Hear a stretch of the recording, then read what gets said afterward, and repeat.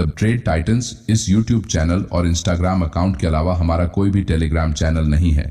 तो चलिए सबसे पहले ऑर्डर ब्लॉक किसे कहते हैं ये जानते हैं। ये फिन निफ्टी का 27 अगस्त का 5 मिनट टाइम फ्रेम का चार्ट है, जहां मार्केट ओपन होने के बाद नीचे से सपोर्ट लेकर रिवर्स करते हुए ऊपर निकलकर अपने पिछले हाई को ब्रेक करती है, लेकिन एक बार फिर से बहुत तेजी से बिग बेरिश रेड कैंडल्स बनाकर नीचे जाती है, मगर अपने पिछले लो को ब्रेक करने के बजाय फिर से ऊपर निकलते हुए अपने पुराने स्विंग हाई को ब्रेक करके ऊपर निकलती है। लेकिन यहां मार्केट में हमने प्राइस एक्शन के हिसाब से इस रेड बेरिश कैंडल के नीचे या फिर उसके कैंडल विक एरिया के आसपास जो सपोर्ट एरिया ड्रॉ किया था, मार्केट उस सपोर्ट एरिया के पहले ही रिवर्स हुआ है, जिस कारण बहुत से रिटेल ट्रेडर्स ने प्राइस यहां इस सपोर्ट एरिया के पास आकर अगर सपोर्ट लेने की कोशिश करेगी तो हम यहां एक लॉन्ग ट्रेड में एंट्री करेंगे, ऐसा सोचा था। वो सब ट्रेडर्स मार्केट के इस रिवर्सल को देखते ही रह जाते हैं और उन्हें यहां ट्रेड में एंट्री करने का मौका भी नहीं मिलता। मुझे लगता है ट्रेडिंग करते समय आपके साथ भी बहुत बार ऐसा हुआ होगा, लेकिन प्राइस एक्शन के सपोर्ट एरिया के साथ साथ स्मार्ट मनी कॉन्सेप्ट्स के मुताबिक अगर आपको यहां वैलिड ऑर्डर ब्लॉक को मार्क करने की टेक्निक पता होती तो आप यहां इस तरह से एक ऑर्डर ब्लॉक जोन को मार्क करते हुए जैसे ही प्राइस यहां इस जोन में आती तो आप यहां लॉन्ग ट्रेड में एंट्री प्लान कर सकते थे। इसीलिए आपको ऑर्डर ब्लॉक के बारे में डिटेल से जानना पड़ेगा। ऑर्डर ब्लॉक इसे चार्ट पर किस तरह से आइडेंटिफाई करना है ये जानते हैं। ज्यादातर रिटेल ट्रेडर्स मार्केट में जब एक स्ट्रॉन्ग अप ट्रेंड चल रहा होता है उस समय प्राइस जब इस तरह से एक स्ट्रॉन्ग अपसाइड बुलिश मूव जिस ग्रीन कैंडल से स्टार्ट करती है उस स्टार्टिंग पॉइंट में सबसे आखिरी वाली जो बेरिश रेड कैंडल होती है उसे एक ऑर्डर ब्लॉक कैंडल कहते हैं। और उसी तरह जब भी मार्केट में एक स्ट्रॉन्ग बेरिश ट्रेंड चल रहा होता है उस समय मार्केट में जहां से प्राइस तेजी से नीचे गिरती है उस रेड बेरिश कैंडल से पहली ग्रीन बुलिश कैंडल को ऑर्डर ब्लॉक कैंडल कहते हैं। ऑर्डर ब्लॉक को पहचानने का यह सबसे गलत तरीका है, क्योंकि हमने यहां कौन सा ऑर्डर ब्लॉक वैलिड है और कौन सा इनवैलिड है इसके बारे में जो कुछ टेक्निक या फिर नियम है उन्हें बिना समझे ही ऑर्डर ब्लॉक को मार्क किया है। अब इस तरह से अगर आप ऑर्डर ब्लॉक को मार्क करेंगे तो मोस्ट ऑफ द टाइम आप गलत साबित हो सकते हैं, जिससे आपका लॉस भी हो सकता है। इसलिए आपको एक वैलिड ऑर्डर ब्लॉक को पहचानने के लिए कुछ रूल्स को समझना जरूरी है। चलिए इन रूल्स को स्टेप बाय स्टेप समझते हैं। Rule number 1, last candle liquidity SVEEP. यहां इस बेरिश प्राइस एक्शन में मार्केट ने इस लास्ट बेरिश कैंडल के बाद एक स्ट्रॉन्ग अप मूव किया है, साथ ही इस रेड कैंडल ने अपनी पिछली वाली कैंडल के लो को नीचे ब्रेक किया है, जिस कारण यहां इस कैंडल के नीचे की लिक्विडिटी स्वीप हुई है। इसलिए ये कैंडल एक वैलिड ऑर्डर ब्लॉक कैंडल है। लेकिन इस राइट साइड के उदाहरण में इस लास्ट बेरिश कैंडल ने अपनी प्रीवियस कैंडल के लो को नीचे ब्रेक नहीं किया है, इसलिए इसे हम एक इनवैलिड ऑर्डर ब्लॉक कैंडल कहेंगे। उसी तरह बुलिश मार्केट स्ट्रक्चर में इस लास्ट बुलिश कैंडल के बाद प्राइस तेजी से नीचे गई है और इस बुलिश कैंडल ने अपनी लास्ट कैंडल के हाई को भी ब्रेक करके यहां इस कैंडल के ऊपर की लिक्विडिटी को स्वीप किया है, इसलिए आप इसे एक वैलिड ऑर्डर ब्लॉक मान सकते हैं। लेकिन इस राइट साइड के उदाहरण में इस लास्ट बुलिश कैंडल ने अपनी प्रीवियस कैंडल के हाई को ऊपर ब्रेक नहीं किया है, इसलिए इसे हम एक इनवैलिड ऑर्डर ब्लॉक कैंडल कहेंगे। Rule number 2, inefficiency and imbalance. यहां लास्ट बेरिश कैंडल ने अपनी प्रीवियस कैंडल के लो को ब्रेक करने के बाद प्राइस तेजी से ऊपर गई है, लेकिन इस लास्ट बेरिश कैंडल के बाद जब चार्ट पर ये जो लगातार बुलिश कैंडल्स बनी है उनमें से अगर इन 3 कैंडल्स को गौर से देखेंगे तो यहां इस फर्स्ट बेरिश कैंडल और इस थर्ड बुलिश कैंडल के बीच आपको कुछ अंतर दिखेगा। इसी को हम प्राइस इंबैलेंस या फिर प्राइस इनएफिशिएंसी कहते हैं। यहां पर अगर हम लास्ट बेरिश कैंडल का विक हाई और इस थर्ड बुलिश कैंडल के विक लो के बीच में एक बॉक्स बनाएंगे तो हमें यहां इन दोनों कैंडल्स के बीच में क्लियर गैप दिखाई देता है। आप इसे फेयर वैल्यू गैप या फिर FVG कह सकते हैं। अगर किसी ऑर्डर ब्लॉक कैंडल के बाद इस तरह से 2 कैंडल्स के दौरान इम्बैलेंस क्रिएट होता है तो आप इसे एक वैलिड ऑर्डर ब्लॉक कह सकते हैं। लेकिन बहुत बार प्राइस एक्शन में चार्ट पर थर्ड कैंडल की लोअर विक इस तरह से नीचे आते हुए अपने ऑर्डर ब्लॉक कैंडल एरिया में टैप करके ऊपर निकलती है तो ये एक इनवैलिड ऑर्डर ब्लॉक बन जाता है, क्योंकि यहाँ चार्ट पर कोई भी असंतुलन क्षेत्र बचा हुआ नहीं है, जिस कारण प्राइस दोबारा से इस एरिया में वापस आकर फिर से ऊपर निकलने की संभावना कम है, क्योंकि इस ऑर्डर ब्लॉक एरिया में जो भी पेंडिंग ऑर्डर्स एग्जीक्यूट होने के लिए बाकी थे वो इस कैंडल की लोअर विक के कारण पूरी तरह से फिल हो चुके हैं। इसलिए ये एक इनवैलिड ऑर्डर ब्लॉक है। Rule number 3, unmitigated order block. कोई भी वैलिड ऑर्डर ब्लॉक तब तक वैलिड रहता है जबकि वो अनमिटिगेटेड हो, यानी कि उसका सिर्फ एक बार ही इस्तेमाल किया होना चाहिए। यहाँ पर इस रेड कैंडल ने पिछली कैंडल की लिक्विडिटी को स्वीप किया है। साथ ही यहाँ दो कैंडल्स के बीच में इम्बैलेंस भी मौजूद है। इसका मतलब यहाँ पर भविष्य में प्राइस के इस जोन के पास आकर रिवर्स होने के चांसेस अभी भी मौजूद है।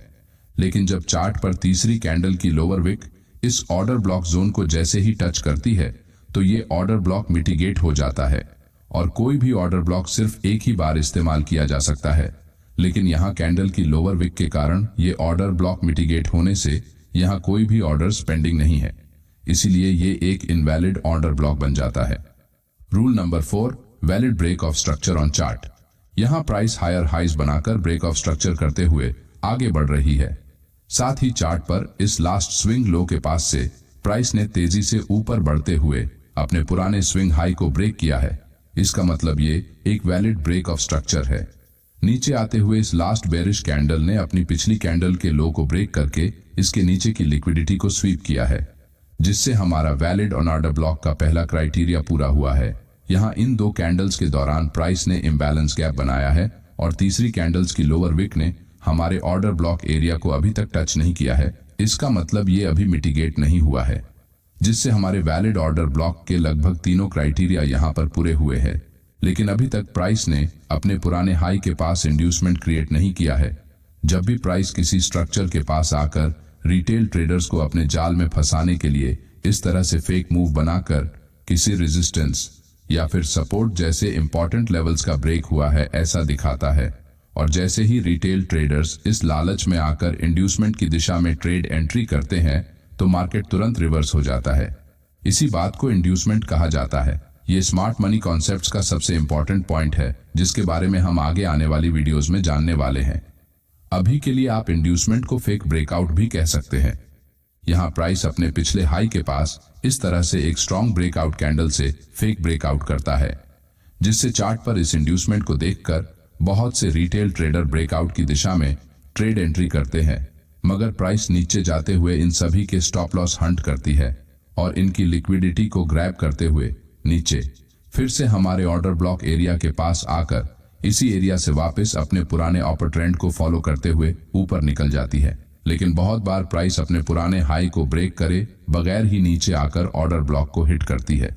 इसलिए किसी भी वैलिड ऑर्डर ब्लॉक के लिए लिक्विडिटी स्वीप, इनएफिशिएंसी या फिर प्राइस इंबैलेंस, अनमिटिगेटेड एरिया और ब्रेक ऑफ स्ट्रक्चर के द्वारा बनाए गए इंड्यूसमेंट की जरूरत होती है, तभी वो ऑर्डर ब्लॉक पूरी तरह से काम करता है। ऑर्डर ब्लॉक्स बुलिश और बेरिश इन दोनों तरह के मार्केट ट्रेंड में काम करते हैं। साथ ही आप इन्हें किसी भी टाइम फ्रेम में इस्तेमाल कर सकते हैं, लेकिन टाइम फ्रेम जितनी बड़ी होगी उतनी ही ऑर्डर ब्लॉक के काम करने की एक्यूरेसी बढ़ती है। चलिए अब ऑर्डर ब्लॉक को देखकर ट्रेड एंट्री कैसे करते हैं इसे जानते हैं। ये फिन निफ्टी का 27 अगस्त का 5 मिनट टाइम फ्रेम का चार्ट है। यहाँ मार्केट ओपन होने के बाद प्राइस नीचे आते हुए इस तरह से प्राइस एक्शन बनाकर अपने स्विंग हाई को ब्रेक करती है, जिससे चार्ट पर वैलिड ब्रेक ऑफ स्ट्रक्चर बन जाता है।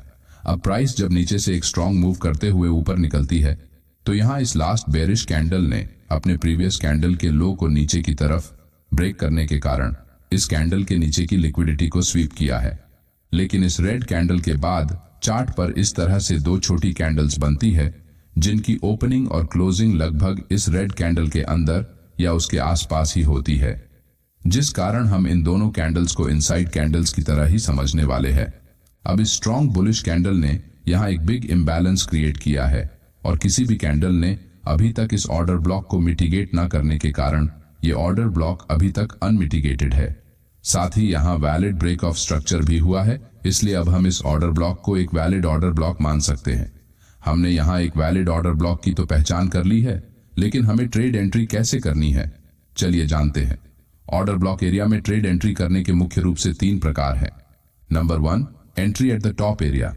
आप इस ऑर्डर ब्लॉक के स्टार्टिंग पॉइंट पर अपनी एंट्री करने के लिए इस पॉइंट के आसपास अपने लिमिट ऑर्डर्स को लगाकर यहाँ ट्रेड एंट्री कर सकते हैं, जिसमें आपका स्टॉप लॉस इस ऑर्डर ब्लॉक कैंडल के लो के नीचे रहने वाला है, जिससे अगर प्राइस नीचे आते समय यहाँ एक लॉन्ग लोअर विक कैंडल बनाकर इस एरिया को टैप करते ही ऊपर निकलती है तो आपके लिमिट ऑर्डर ऑलरेडी यहाँ पर लगे होने के कारण आपकी ट्रेड एंट्री मिस नहीं होगी।